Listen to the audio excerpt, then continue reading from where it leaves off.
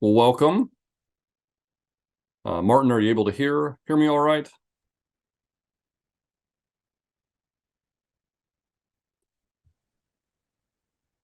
Okay.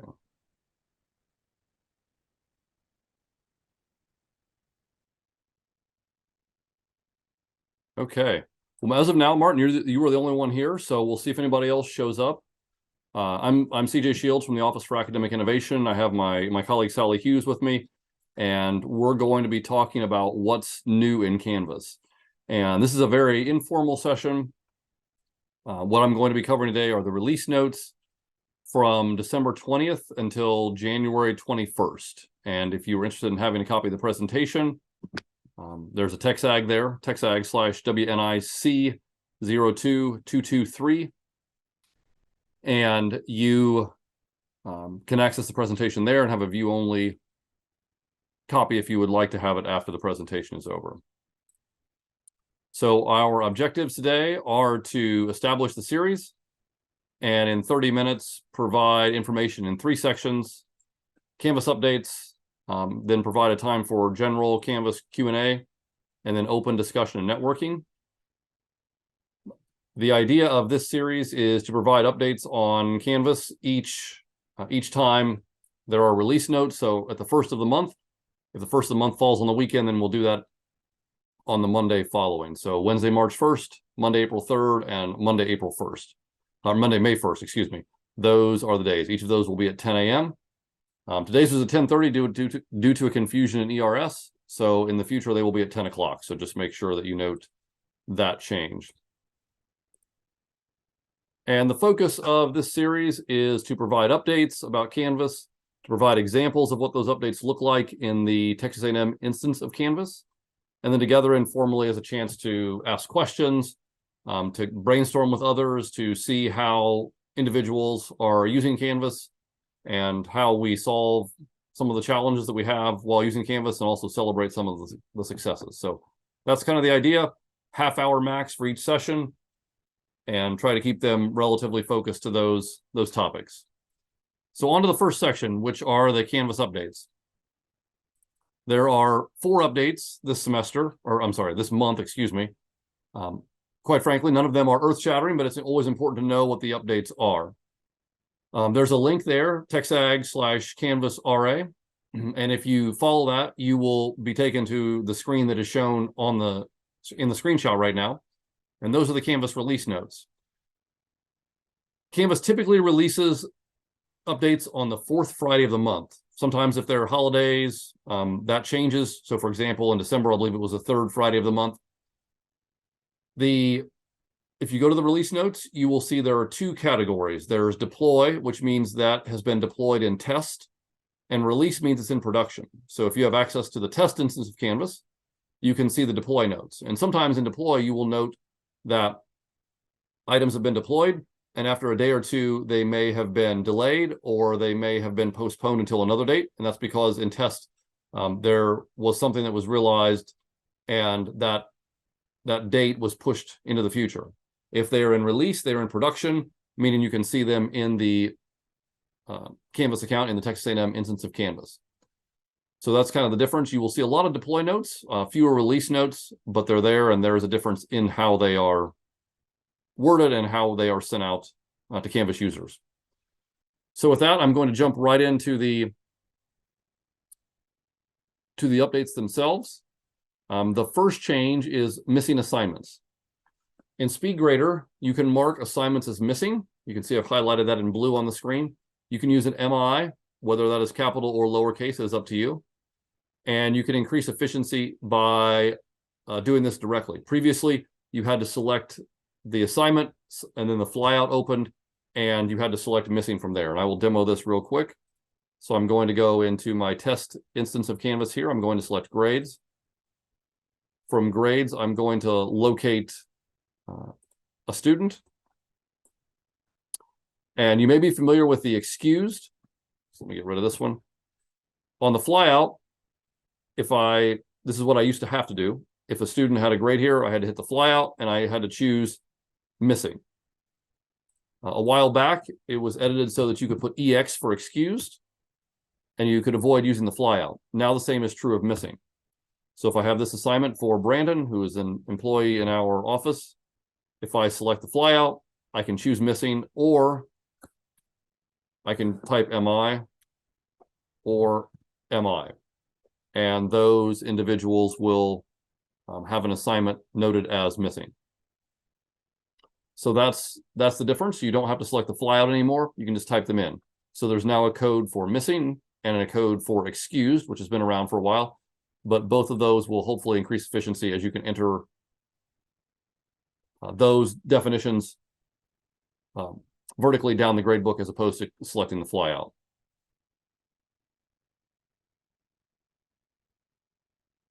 Okay.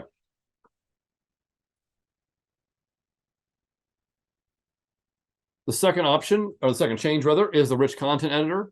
All options now open with a single click. Those options being the superscript, links, images, record or upload media, documents, and align. This increases efficiency by ease of use and also increases the accessibility of Canvas in general. So let me demo that. I'm going to navigate out of the gradebook. I'm going to navigate into Pages.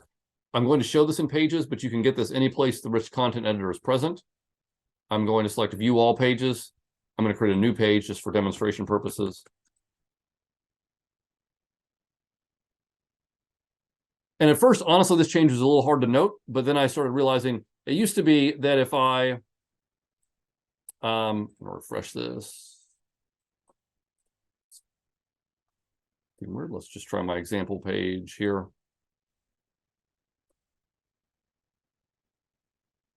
And if it used to be on like the subscript or the superscript, if I wanted superscript, I could click here, or I could click the drop down and I could choose subscript. So it was actually two different icons, but now it's just one. So I just click this and I have the drop down, same with adding a link or a picture.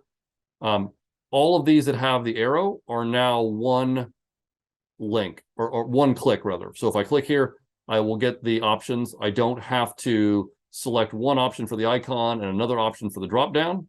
Notice they're all one button at this time. So that's the second update.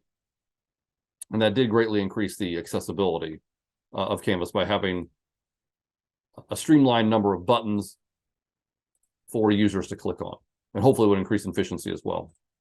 The next option is when printing individual grade summaries, a single comment can be turned on so that it views below the submission. This impacts both instructors and students. Let's take a look from the instructor perspective first. So back to grades. And if I click on an individual student, like let's say Daniel right here, or David, excuse me, right here, who again is an employee in our office. If I select grades then from the flyout, I now can print the grades. I can print a grade summary. Use case for this would probably be limited, but might come in handy if you were doing individual conferencing with, with a student. Notice that 2 of David's assignments have comments on them. If I select that comment and then choose print grades, that comment will print on the report. So I'm able to print that, give it to the student with the comment. Previously, before this update, I believe all assignment comments printed at the bottom. It was a bit hard to note which comment went with which assignment. Do be aware that you can only print one comment at a time. So if I chose another comment, so this time it's a different comment, and I select print grades, notice that only this single comment displays at this point. So I can only display one comment at a time, but I am able to print that on a student's individual grade summary. Let's take a look at that from a student perspective. So I'm logged in here as David, and you can see I've navigated to grades. Let me backtrack here. I've navigated 2 grades. Let's say I need to print out a grade summary. Maybe I need to go to an instructor's office hours or something and have a question about that. So I can select the comment right here, the comment that was submitted to me by the instructor. I can select print grade, and you can see that that comment is going to display for the student as well. So they are able to print that summary, very quickly identify it with the assignment that it was submitted with, and they could print that and use that as needed. Again, probably, in all honesty, a limited use case for that, but it is a feature that could come in handy and certainly in some instances. Yeah, especially you said one at a time, right? Yes, that is correct. One at a time.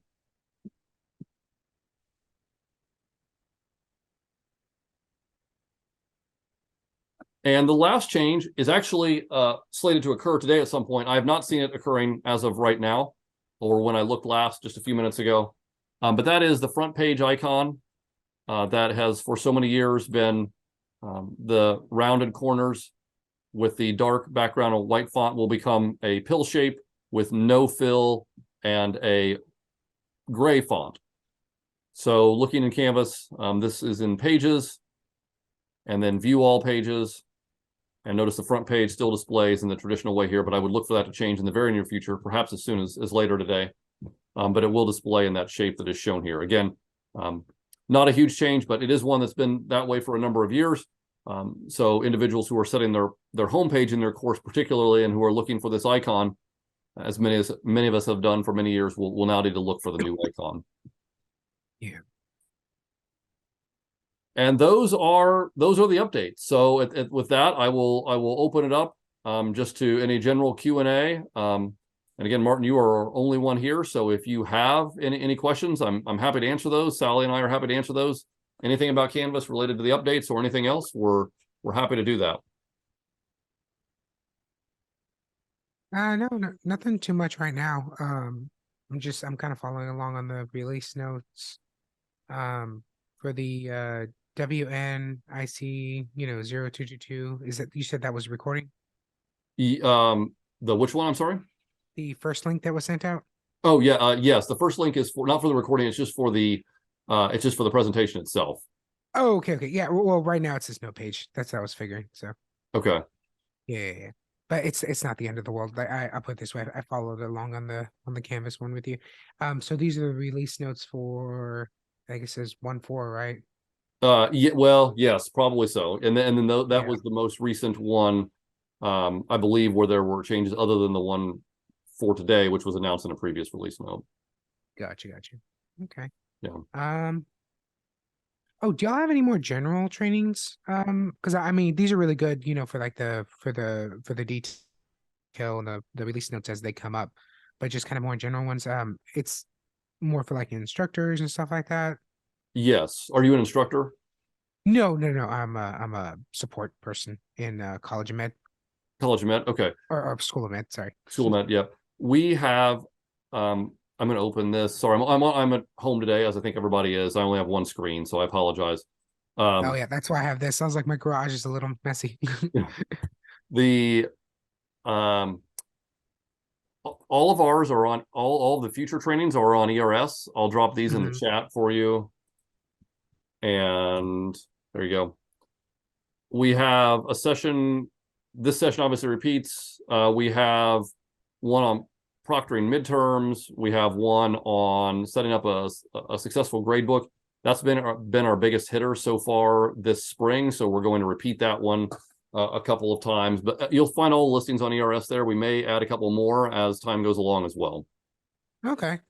So I have that release notes, presentation later, and what's called, I know I signed up for this one because there were, I guess, more seats there. I think it was like 95 seats available or something like that.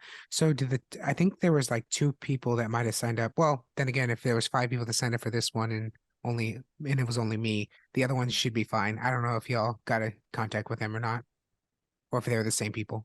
We did. Oh, thank you for the links. Yeah, I was typing them out manually. Yeah, so there was an issue. So the email said 10, but the registration ERS was 10:30. So we actually did the session twice a day. And we connected with 5 or 6 the first point. So, or in the first session. Okay, so we were able to do that. Okay, good. All right. All right. And Martin, yes. that second link that I just put in there, that's our LMS digital learning environment homepage. If you go to that page, you will see, although it's not formal training like this, there are lots of playlists and resources that can answer almost any question you have. And then also on that page is a section in the maroon menu bar that says training and support. We also offer office hours every week and the opportunity for you to make a specific one-on-one appointment with someone in our office about a specific topic. All right, that sounds good. So I guess you said there's a lot of playlists and stuff. Is that some of the presentations y'all done in the past, or like kind of like to catch up and stuff like that?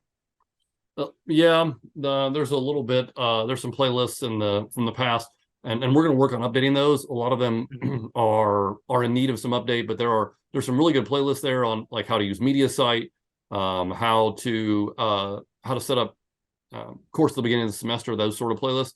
Some of them need to be revised a little bit. In fact, we're in the process of doing some of that work right now. Sally and I are, but there are a number there that are very useful.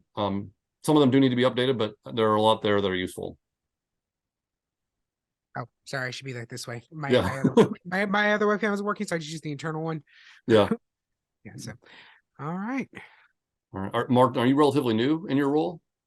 No, in my role, well, I guess technically on an HR level, no, but kind of like in a duties level, yes. Okay. So, yeah. Okay. Well, if we can do anything to support you, feel free to let us know. And I think we kind of already did the open discussion here, but if you have any more questions, I'll pause for a minute and certainly let you ask those. No, I don't really have anything else, but Okay. yeah, thank y'all. And then the last thing, which these are the links to what Sally just mentioned. If you ever want to schedule an appointment or come to our office hours, there are the links. The direct links, they're also on the lms.tamu.edu link that Sally shared. Gotcha, I saw this. Whatever your question is, we're happy to help. And then the last thing, if you have a moment and wouldn't mind, I'd appreciate any feedback on today's presentation.